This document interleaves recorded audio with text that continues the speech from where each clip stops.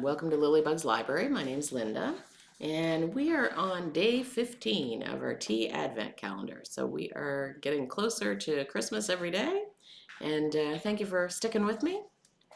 So today it's a heart. So we're gonna, oh, that one's stuck good. All right, there we go. Yay, I got it open. The little things. Okay, so that one came out pretty easy. It is Princess Peach Tea. That's cute.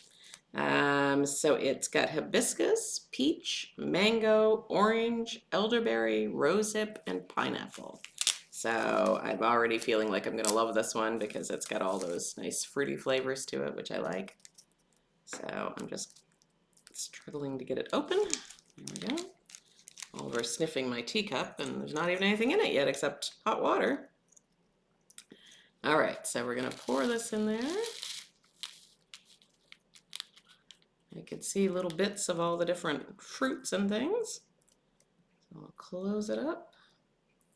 All right, so put this in our teacup and we will let it begin to steep. And while we do, we're going to talk about movies and TV based on books. So there are more than I could cover in one video, probably more than I could cover in 10 videos. Okay, so the first one that we're going to talk about is Die Hard. So Die Hard is a beloved Christmas movie to some people, but it was actually based on a book called Nothing Lasts Forever by Roderick Thorpe. So I thought that was interesting because, I don't know, you just think of it as being a movie. There's a few here that you may already know. I knew a couple of them. One was The Help, and that was based on a book of the same name by Catherine Stockett. And so it didn't start out as that movie either. And then The Parent Trap, which there's been a few versions of it over the years.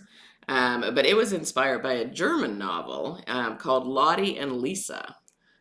So it was published in 1949, and it's been adapted in quite a few countries around the world. So that one really became popular, and I'm sure once Disney got a hold of it, probably even more so. And Clueless, which I like the movie, but I never would have guessed it actually was based on Jane Austen's novel Emma. So I don't know if you can see that in there, but apparently it was. And then It's a Wonderful Life, which a lot of people love and are big on at Christmas. But it was based on a book called The Greatest Gift by Philip Van Doren Stern. But apparently they changed a lot of it, so it's not something that you'd necessarily recognize, I guess. And then I also took a look at that got me thinking about movies and books, and I also took a look just to see what books have been made into movies, and then the movies have been made over and over and over again. And so there's quite a few. One of them was Batman. That's been, started out as a comic book version, and then oh goodness, it was made in the 1940s, again in 1989 with Michael Keaton, 1997 with George Clooney, and then there was a few with Christian Bale, who I personally really like as Batman, but that's just me. And of course, in the 1940s, it was with Adam West. So there's been a lot of Batmans.